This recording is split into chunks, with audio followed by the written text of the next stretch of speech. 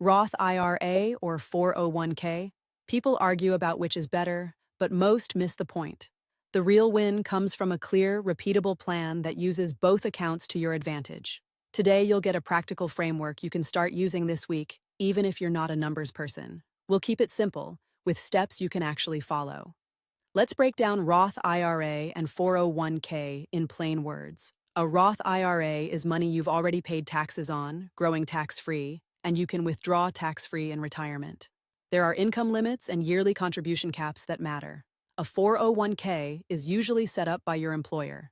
You contribute money before taxes, it grows tax-deferred, and you may get a match from your employer that boosts your savings. The big differences matter for today: upfront taxes, the chance of an employer match, fees, withdrawal rules, and how flexible each account is with investing choices. Those details drive how you should allocate your savings this year. The first and most powerful move is about the employer match. The match is basically free money and a guaranteed return on your savings. Do not skip it. Contribute enough to get the full match every year. If your employer matches 100% up to a certain percent of your salary, aim to hit that percentage, even if you start small and increase later. That step is about leverage, not about being extra frugal. After you secure the match, you still have money left to decide where else to put money. Step 2 is about Roth eligibility. If you can contribute directly to a Roth IRA, a Roth can be a powerful hedge against rising taxes in retirement. If your income is too high for direct Roth contributions, you can use a backdoor route by contributing to a traditional IRA and then converting to Roth. There are tax rules to follow, especially the pro rata rule, so keep the big picture in mind. Step 3 looks at after-tax options in the 401k. Some plans let you make after-tax contributions, and some also allow in-plan conversions to Roth.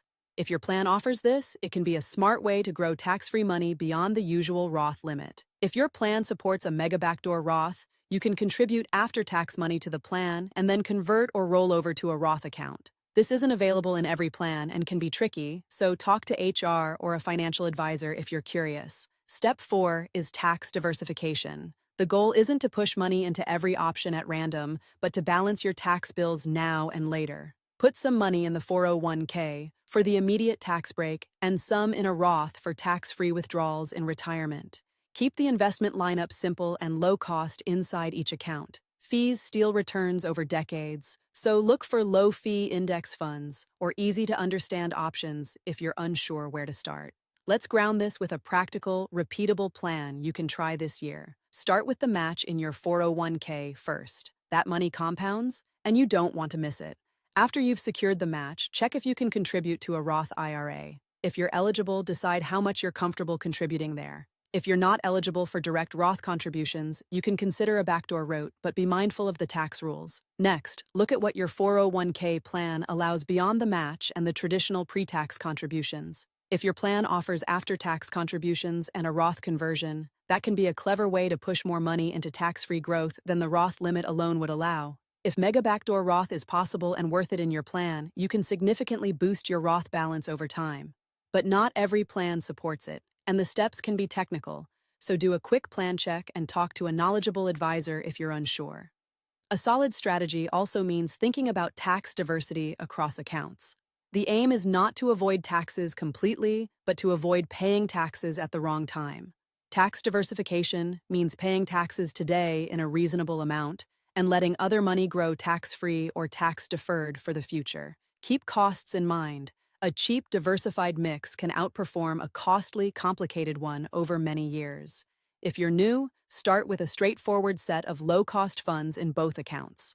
Now picture 2 real-life starting points so you can translate this into action. First, an early career saver with moderate income. Second, someone who's mid-career and earning more and building toward real wealth. In the early career scenario, the person focuses on the employer match first. They contribute enough to max out that match in the 401k. After that, they open a Roth IRA if eligible and contribute what they're comfortable with there.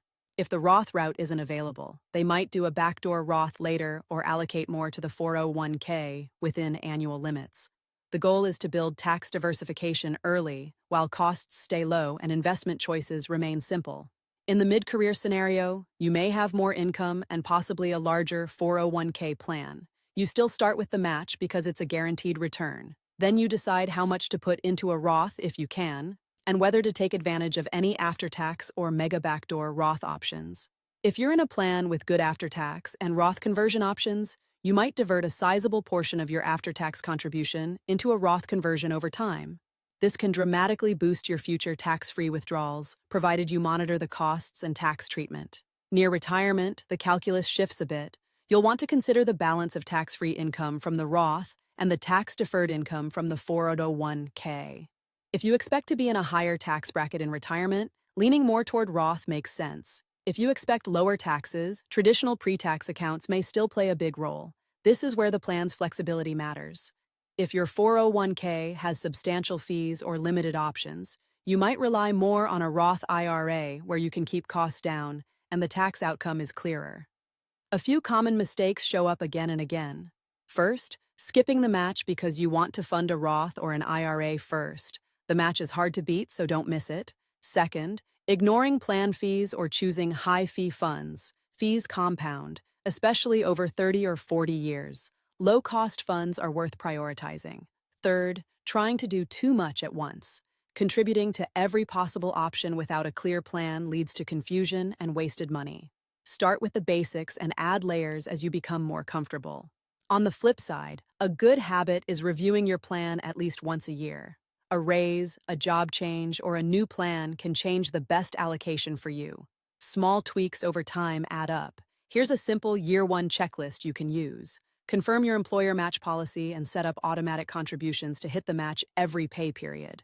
Open or confirm your Roth IRA if eligible, and set a target contribution there that feels comfortable but consistent. Then review your 401k options for low-cost funds and any after-tax or Roth conversion options. If mega backdoor Roth is possible and affordable, discuss it with payroll or a financial advisor to ensure you're doing it correctly and efficiently. Another practical note: if you change jobs, don't lose momentum. Roll over your old 401k into an IRA if needed, and keep contributing to your new plan to preserve the habit. A well-timed rollover can simplify your accounts and reduce fees. If you're self-employed or a contractor, your choices shift. You might consider a solo 401k for both the employee and employer contributions. A Roth IRA still can fit alongside a solo 401k for tax diversification, depending on income limits. Be mindful of loan options in a 401k. While loans can be convenient in a pinch, they reduce compounding and can be costly if you don't repay on time. Use them only after weighing the long-term impact on your retirement plans. If you ever feel overwhelmed by the options, remember this core idea. The best plan is the simplest plan that you actually stick to. You don't need every feature to win. You need consistency, low costs, and a sensible tax strategy. Now let's address a common worry. Some people think Roths are only for young savers. That's not true. Roths work well at many stages of life, especially if you expect tax rates to rise or if you want flexibility in retirement. The same goes for 401k plans. They aren't perfect, but they can be a strong foundation when you align them with a Roth and other tax-advantaged options. The real answer to which is better is not a single account, but a plan that uses both where it makes sense. If you found this helpful, you'll probably want to apply it soon.